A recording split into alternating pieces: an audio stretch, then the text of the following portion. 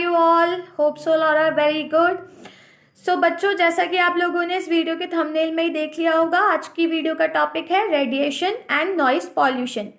हमने स्टार्टिंग की जो 3 पॉल्यूशन है वो पढ़ ली हैं, बस अब ये लास्ट 2 पॉल्यूशन और रह गई हैं, तो चलिए इसको भी कंप्लीट करते हैं। So the very first is radiation pollution. Guys, radiation pollution का मतलब क्या होता है कि जब पॉल्यूशन हार्मफुल रेडिएशंस की वजह से होता है, हार्मफुल रेडिएशन जैसे कि रेडियो एक्टिव रेडिएशंस होती हैं, आप लोगों ने सुना होगा, जो हार्मफुल रेज होती हैं उनकी वजह से जब पॉल्यूशन हो रहा है तो उस पॉल्यूशन को कहा जाता है रेडिएशन पॉल्यूशन। और गाइस, ये जो रेडिएशन पॉल्यूशन होता है ये बहुत ही ज्यादा हार्मफुल होता है। मीन्स बाकी की जितनी भी पॉल्यूशन है सबसे ज्यादा जो हार्मफुल है वो रेडिएशन पॉल्यूशन है। क्यों? क्योंकि जो रेडिएशन पॉल्यूशन है ये म्यूटेशन कॉज करता है। क्या कॉज करता है? म्यूटेशन। अब म्यूटेशन का मतलब क्या होता है? तो म्यूटेशन हम वेरी फर्स्ट चैप्टर में पढ़ चुके हैं, that is structure of chromosome. अगर आप लोगों को याद हो, म्यूटेशन का मतलब होता है जब क्रोमोसोम के स्ट्रक्चर में या क्रोमोसोम के नंबर में या जीन के नंबर में सडन चेंज आ जाता है, तो that is known as mutation. तो ये जो रेडिएशंस होती हैं, जो रेडियो एक्टिव रेडिएशंस होती हैं, जब कोई पर्सन इन रेडिएशन के कांटेक्ट में आता है तो उसमें सडन चेंज आ जाता है। जो क्रोमोसोम का नंबर है, जीन का नंबर है, स्ट्रक्चर है, उसमें चेंज आ जाता है, जिसकी वजह से क्या होता है? म्यूटेशन होता है। और बहुत सारे म्यूटेशन ऐसे होते हैं जिनका कोई क्योर नहीं होता है। और म्यूटेशन की वजह से क्या होता है, अगर किसी पर्सन को म्यूटेशन है तो उसके आगे वाली जो जितनी जनरेशन होगी उसमें वो म्यूटेशन आएगा ही आएगा। तो जो म्यूटेशन होता है वो जनरेशन आफ्टर जनरेशन आता है। तो रेडिएशन पॉल्यूशन इसी वजह से बहुत ही ज्यादा हार्मफुल होता है। क्यों? क्योंकि ये म्यूटेशन कॉज करता है। क्लियर? तो चलिए, radiation is the form of energy consisting of high energy particle. Radiation एक एनर्जी की फॉर्म होती है जिसमें एक हाई एनर्जी वाले पार्टिकल प्रेजेंस होते हैं। Then it is being used extensively in the field of medicine, जैसे कि एक्सरे। एक्सरे भी क्या होती है? रेडिएशंस होती हैं। तो ये जो रेडिएशंस होती है ये ज्यादातर मेडिसिन में यूज करी जाती हैं। And in generating electricity in nuclear power plants. और जो न्यूक्लियर पावर प्लांट्स होते हैं वहां पे इलेक्ट्रिसिटी को जनरेट करने के लिए यूज करी जाती है। ठीक है। Then x-rays contain a deal of energy measure in photons, the unit of energy। जो एक्स रेज होती हैं, एक्स रेज में क्या होता है? बहुत ज्यादा एनर्जी प्रेजेंट होती है और इसमें जो एनर्जी होती है that is in photons. Photons आप जानते होंगे एनर्जी की यूनिट होती है, तो फोटॉन्स में होती है। दे डैमेज द बॉडी सेल्स। ये जो एक्स रेज होती हैं ये बॉडी सेल को डैमेज कर सकती हैं क्योंकि बहुत हार्मफुल रेडिएशंस हैं, तो ये हमारे बॉडी सेल्स को डैमेज कर सकती हैं। Too frequent and too many X-rays exposure may cause serious health hazards। अगर कोई पर्सन रेगुलरली कंटिन्यूसली ज्यादातर एक्स रेज के कांटेक्ट में रहता है तो उसको बहुत ज्यादा health hazards means health problem होती हैं। डैमेज क्रोमोसोम जेनेटिक वेरिएशन, जो कि मैंने आपको बताया था कि क्रोमोसोम्स होते हैं उनको डैमेज कर देगा, तो उस वजह से क्या हो जाता है? म्यूटेशन हो जाता है ना। So it damage chromosome genetic variation. Genetic variation मतलब जो जीन्स होते हैं, क्रोमोसोम्स होते हैं, उनमें वेरिएशंस आ जाते हैं, नंबर चेंज हो सकता है, स्ट्रक्चर चेंज हो सकता है। देन इसके साथ बोन कैंसर हो सकता है, एसेट्रा। ये सारी चीजें जो भी हेल्थ हजार्ड्स हैं ये हो सकते हैं पर्सन को जब वो बहुत ज्यादा एक्सरे के कॉन्टैक्ट में आ रहा है। X-ray machine operator have to take special care to avoid exposure as much as possible। जो एक्सरेज होती हैं, एक्सरे की जो मशीन होती है, आप लोगों ने सुना होगा एक्सरे करवाते हैं, तो उसमें जो एक्सरे की मशीन होती है तो जो पर्सन उसको ऑपरेट करता है वो बहुत ही केयरफुली ऑपरेट करता है उस चीज को, ताकि ज्यादा जो रेडिएशंस है वो पर्सन उसके कांटेक्ट में ना आ सके। तो बहुत केयरफुली ऑपरेट करी जाती है machine. Then nuclear power plant पर आते हैं। तो nuclear power plant can be the source of leak of nuclear radiations either through the negligent disposal of waste और by accidental explosion of the plant. जो nuclear power plant होते हैं वहां electricity generate होती है, तो उसमें क्या होता है? न्यूक्लियर पावर प्लांट में कभी कभी जो न्यूक्लियर रेडिएशंस होती हैं उनके लीक होने की चांसेस होते हैं। मतलब न्यूक्लियर पावर प्लांट है तो न्यूक्लियर पावर प्लांट से जो रेडिएशंस निकल रही है हो सकता है वो रेडिएशंस लीक हो जाए मतलब फैल जाए, है ना। कैसे फैल सकती है? या तो जो भी वेस्ट मटेरियल उसमें निकल रहा है उसका प्रॉपर डिस्पोजल नहीं हो पा रहा है। कोई भी मान के चलिए रेडियो एक्टिव सब्सटेंस है जिसमें से रेडिएशन निकल रही है, अब वो सब्सटेंस गलती से भी कहीं और चला गया और वहां से वो रेडिएशन निकल गया। बेसिकली जो न्यूक्लियर पावर प्लांट होते हैं वो सिटी एरिया से काफी दूर होते हैं, काफी दूर बनाए जाते हैं। बिल्कुल ऐसा नहीं होता कि सिटी एरिया में बनाए जाए, नहीं, सिटी एरिया से बहुत किलोमीटर्स दूर बनाए जाते हैं क्योंकि इनके लीक होने की चांसेस होती हैं। अगर ये लीक हुए तो यहाँ से क्या होता है, जो रेडिएशंस है वो निकलती हैं। रेडिएशंस निकलती हैं तो अगर कोई पर्सन उन रेडिएशन के कांटेक्ट में आएगा तो ऑब्वियसली उसको हार्म होता ही है। तो ये जो पावर प्लांट्स होते हैं ये काफी दूर बनाए जाते हैं सिटीज के, तो यहाँ से जो रेडिएशन है वो लीक हो सकती है। या तो जो भी वेस्ट मटेरियल है वो गलती से उसका प्रॉपर डिस्पोजल नहीं हुआ, प्रॉपर तरीके से उसको फेंका नहीं गया, तो उस केस में क्या होता है उधर से रेडिएशंस निकलती हैं। या फिर ऐसा हो सकता है कि जो न्यूक्लियर पावर प्लांट है उसका एक्सप्लोजन हो जाए, एक्सप्लोजन जानते हैं ना, वो फट जाए तो उधर से रेडिएशंस निकलेंगी। Two very serious nuclear power explosion have occurs, तो जो बहुत सीरियस न्यूक्लियर पावर एक्सप्लोजन हो चुके हैं। एक चर्नोबिल में जो कि यूक्रेन में है इन 1986 में हो चुका है, एंड अदर इन जापान, दूसरा हुआ है जापान में इन फुकुशिमा डाइची न्यूक्लियर प्लांट। ये एक जापान में न्यूक्लियर प्लांट है, उसमें एक्सप्लोजन हुआ था जिसकी वजह से बहुत सारे लोग अफेक्ट हुए थे। कब हुआ था ये? 11 मार्च 2011 में हुआ था। तो इसकी वजह से बहुत सारे लोग मरे भी थे, बहुत सारे लोग ऐसे भी हैं जो आज भी सफर कर रहे हैं। क्यों? क्योंकि उनमें म्यूटेशन हो गया तो जनरेशन आफ्टर जनरेशन, आपको पता है म्यूटेशन तो जाते ही जाता है, तो आज तक वो लोग सफर कर रहे हैं इस चीज को। सो मैनी पीपल डाइड, बहुत सारे लोग मरे इस चीज में, एंड देन बहुत सारे पर्सन्स ऐसे भी हैं जो कि आज भी सफर कर रहे हैं।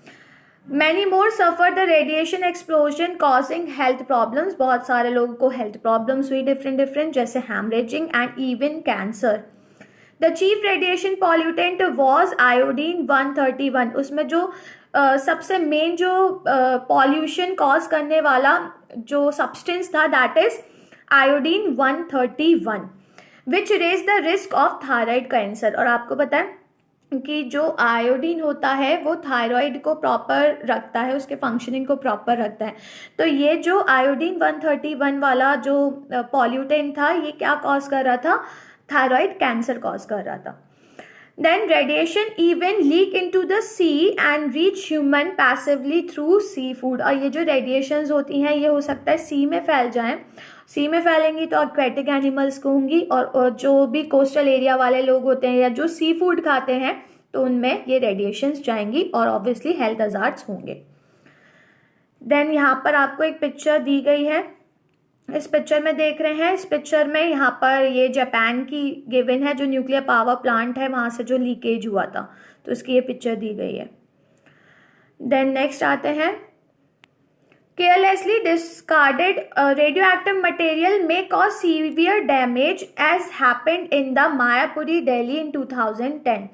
यहाँ पर क्या होता है, जो भी रेडियो एक्टिव मटेरियल है, जो भी रेडियो एक्टिव सब्सटेंस है वो समहाउ उसका प्रॉपर डिस्पोजल नहीं हो पाता और वो केयरलेसली, जैसे कि न्यूक्लियर पावर प्लांट है वहां पे कोई सब्सटेंस है तो वो वहीं पे डिस्पोज होना चाहिए। अब वो केयरलेसली कहाँ गया? मार्केट एरिया में आ गया।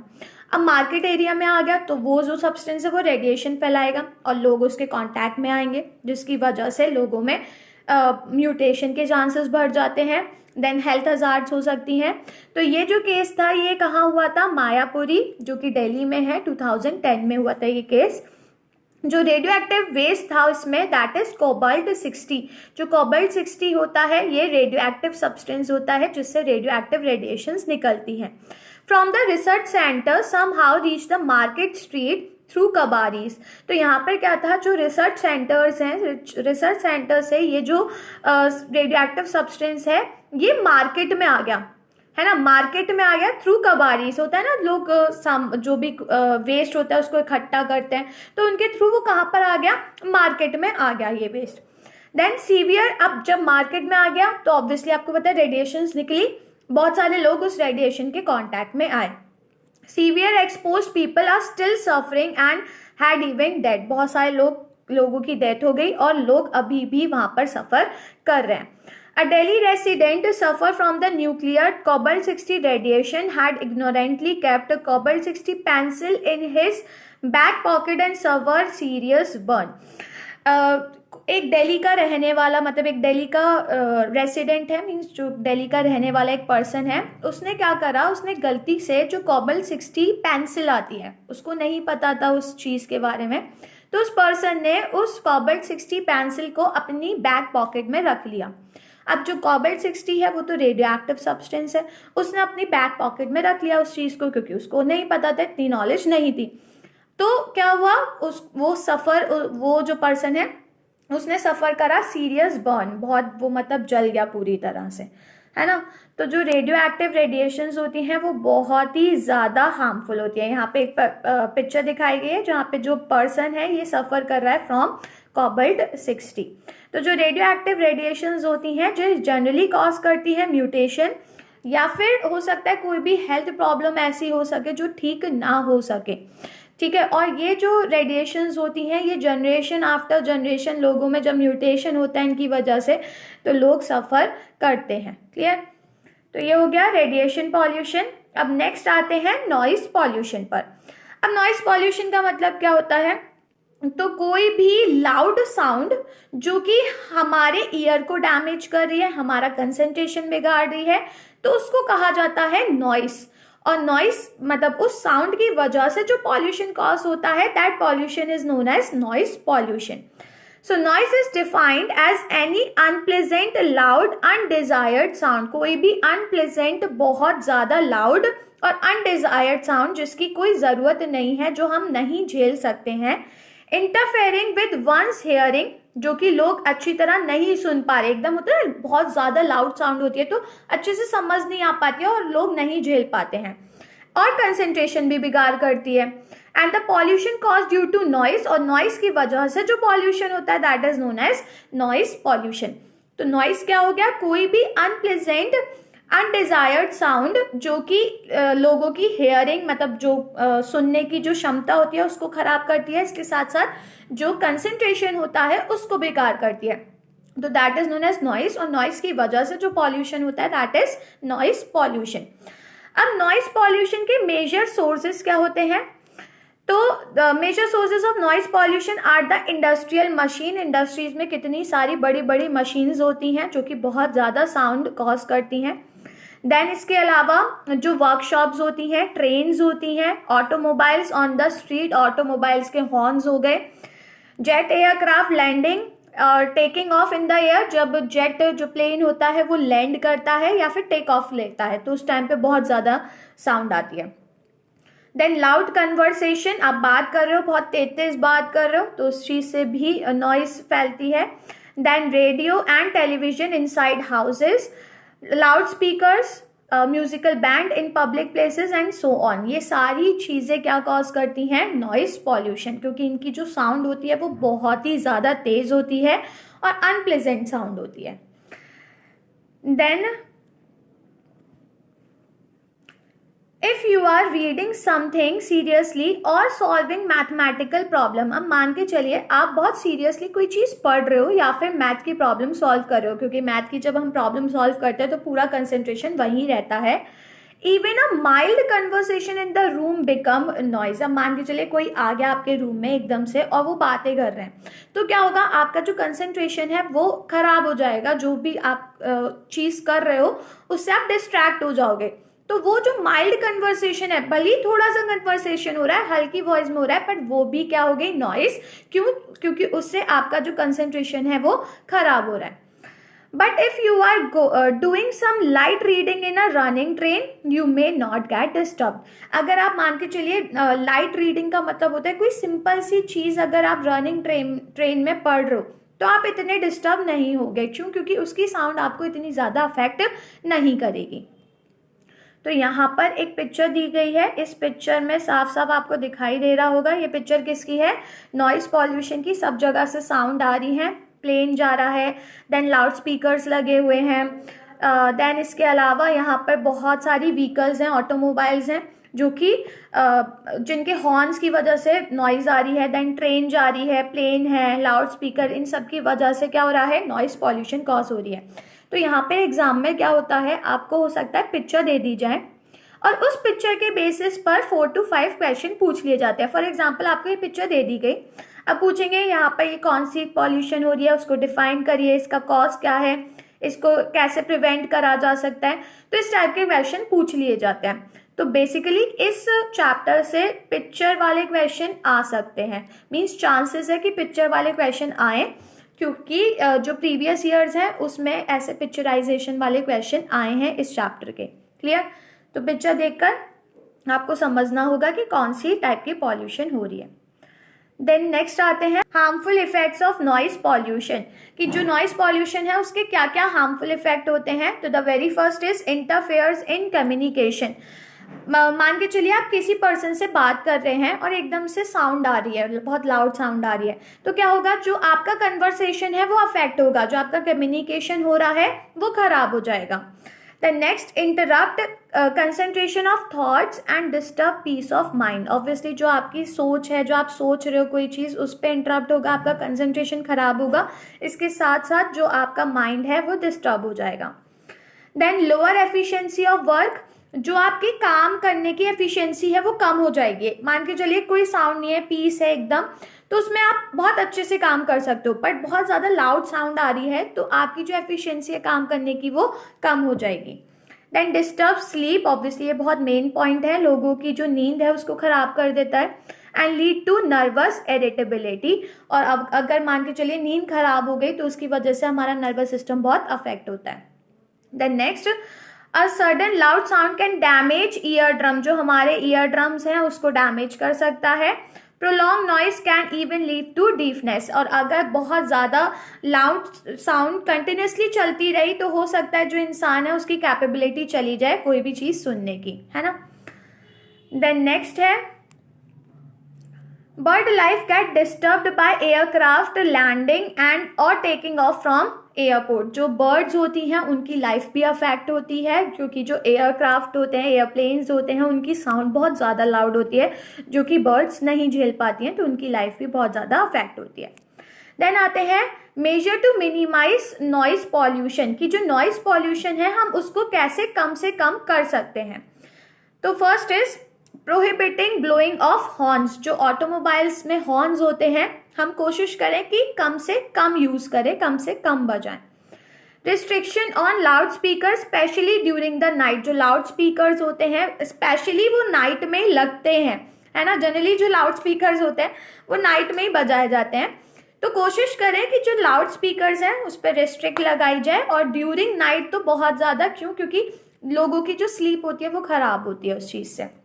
Next, planting trees by roadside and keep doors closed in the house reduce noise reaching our ears। तो यहाँ पर अगर हम रोड साइड पे प्लांट करें ट्रीज को तो उससे क्या होगा, जो प्लांट्स हैं वो साउंड को एब्जॉर्ब कर लेते हैं, और साथ में हम अपने डोर्स भी बंद रख लें, और अगर डोर्स बंद रखेंगे तो जो बाहर की नॉइज है वो अंदर नहीं आ सकती। मेनली प्लांटिंग ऑफ ट्री से बहुत अफेक्ट पड़ता है। रोड साइड पर अगर ट्री प्लांट कर दिए जाए तो जो ट्रीज होते हैं, प्लांट्स होते हैं, वो साउंड को एब्जॉर्ब कर लेते हैं, तो इस वजह से ज़्यादा नॉइज नहीं आती है। Then not to burn firecracker, obviously firecracker ना जलाएं, क्योंकि जनरली जो फायर क्रैकर्स होते हैं वो रात के टाइम पर ही जलाए जाते हैं, उससे एयर पॉल्यूशन भी होता है और साथ में नॉइस पॉल्यूशन भी होता है, लोगों की जो नींद है वो खराब हो जाती है। ठीक है, तो गाइस ये पूरा कंप्लीट हो गया हमारा noise pollution and radiation pollution. अब चलिए कुछ क्वेश्चन करते हैं ट्रू फॉल्स के, देखते हैं आप लोगों को कितना आया।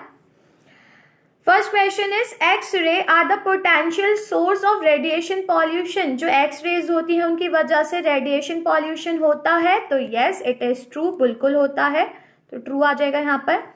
The next unwanted disturbing sound, even if it is a music next door is a noise. जो unwanted disturbing sound है, चाहे वो म्यूजिक ही क्यों ना हो, क्या वो नॉइस होती है? तो यस, बिल्कुल होती है। कोई भी अनप्लेजेंट अनवांटेड डिस्टर्बिंग साउंड जो भी होगी, फिर चाहे वो म्यूजिक ही क्यों ना हो, वो नॉइज ही कहलाती है। Then next, people routinely working in noisy place are not much affected by noise. नहीं गाइस, ये हो जाएगा फॉल्स। अगर मान के चलिए कोई पर्सन है, वो कंटिन्यूसली लॉन्ग, जो बहुत ज़्यादा लाउड साउंड है उसमें कंटिन्यूसली वो काम कर रहा है, तो वो बहुत ज़्यादा अफेक्ट होगा। क्यों? क्योंकि हो सकता है धीरे धीरे करके जो ये उसके ईयर ट्रम्स हैं वो ख़राब हो जाए, उसका जो नर्वस सिस्टम है वो पूरी तरह डिस्टर्ब हो जाए, उसका माइंड डिस्टर्ब हो जाए, तो वो बहुत ज़्यादा अफेक्ट होता है। तो यहाँ पर फॉल्स आ जाएगा। क्लियर? तो गाइस ये हो गए ट्रू फॉल्स। तो ये हमारे सारे पॉल्यूशन खत्म हो गए। अब इस चैप्टर में रह गया आपका एसिड रेन वाला part, ozone depletion and green house effect, जो कि मेन पार्ट है, तो वो हम नेक्स्ट वीडियो में करने वाले हैं। तो तब तक बने रहिए मेरे चैनल के साथ। अगर आपको ये वीडियो पसंद आई हो तो वीडियो को फटाफट से लाइक कर दीजिए, जितना हो सके उतना शेयर करिए। तब मैं आपसे मिलती हूँ मेरी नेक्स्ट वीडियो में। तब तक के लिए बाय बाय।